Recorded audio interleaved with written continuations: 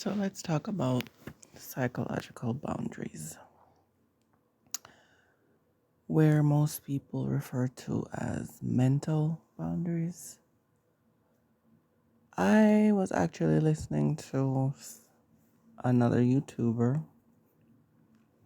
He and another male YouTuber are the only two male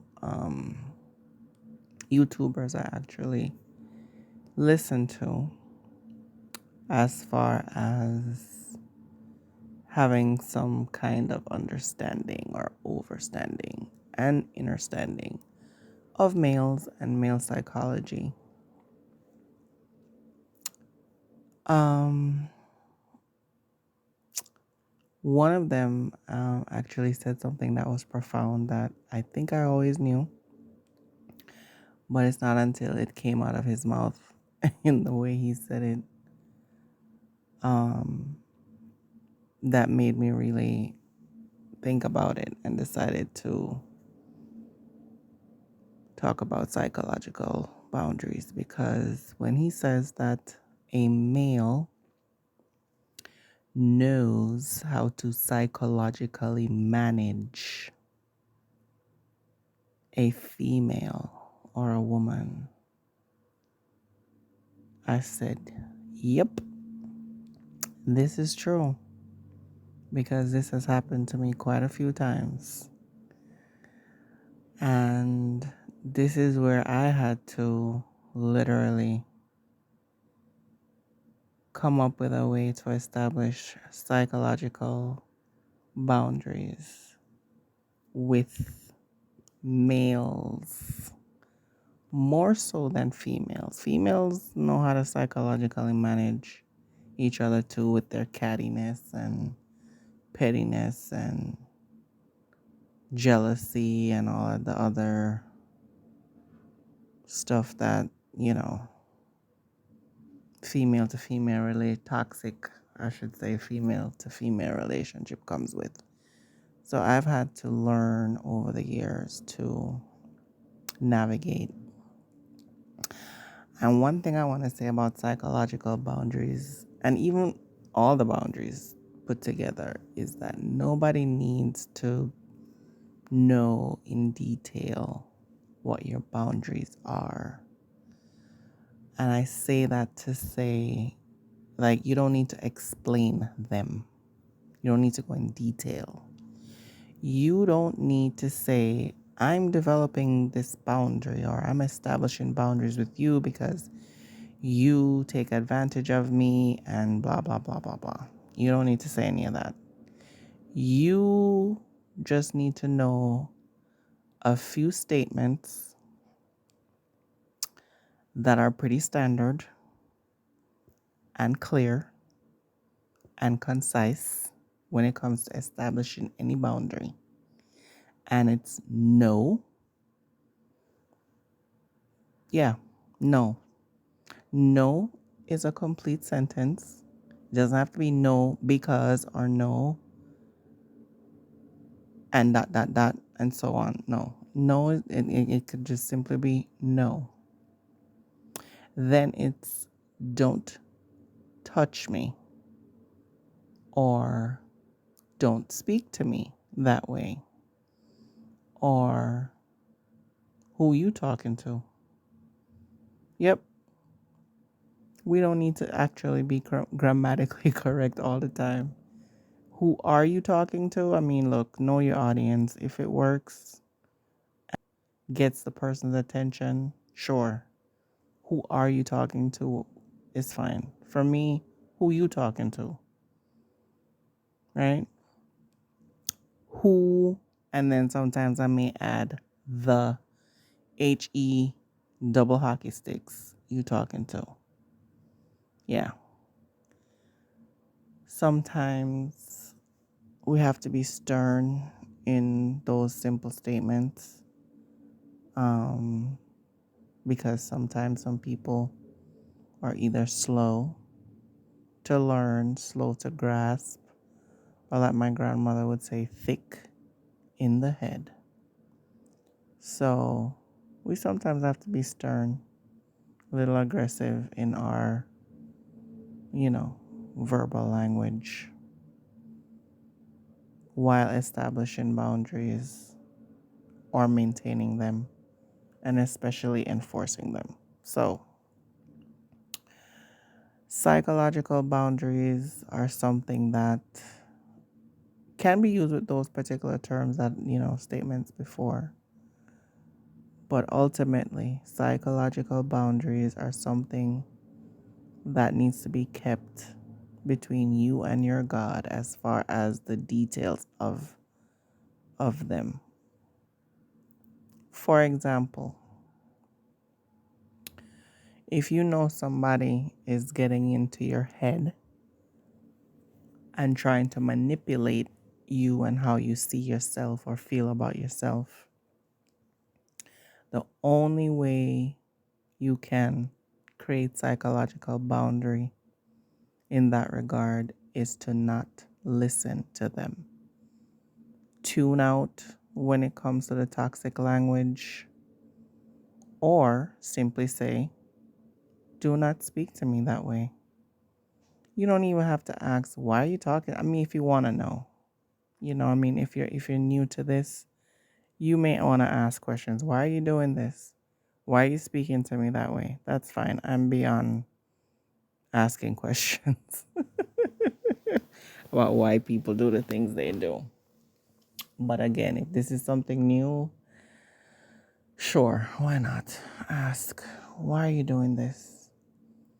Why are you speaking to me this way? I guarantee you, if it's a male, even a female can be just as toxic as a male that's mentally just trying to break you down. Um, they know why they're doing it. And I'm telling you right now, you asking them why, I almost guarantee you're not going to get the real reason why. I'm pretty sure you're not. So, what you need to do is, if you don't know how to tune them out, if you're so concerned about why they're doing it, you need to do some work on yourself. Serious personal development, seriously getting to know yourself on a deeper level, to the point where if you choose to still have these people around, literally when they start talking or get to the point where they're trying to break you down, all you're gonna hear is, I don't know if it's a detachment style or what, but I'm not internalizing anything because I'm literally not hearing anything. So again, do not confuse tuning someone out with like listening, still listening to what they're saying, and thinking you're tuning them out because you're not responding or whatever, and internalizing. If you are internalizing anything that is being said and you think you're tuning out, that is not tuning out. That is not ignoring. Okay. Um, if you're not able to do that and you're internalizing what they're saying to you, once again, back up, depart, and go into self in knowing exactly who you are, to the point where you're able to discern the BS even before they start talking, or by the time they start talking, you're like, no, no. And a lot of times, if you even come out and say no as they're talking, they're like, what? What are you knowing to? And you could either respond by saying, I'm saying no to you. I'm saying no to what you're saying right now. No. Um, and if you want to go any further, because I'm telling you, people will challenge your boundaries. These type of people who are here to break you down psychologically, mentally, spiritually, will challenge any boundary you come up with, especially if you still maintain any kind of relationship with them. See, I'm quick to cut people off once they violate my boundary, once I realize that they don't have any respect for me Because if they don't respect my boundaries, it's clearly telling me they don't respect me. So I'm big on respect. And at the end of the day, if someone does not respect me, they don't need my time, or I don't need them taking up any of my time.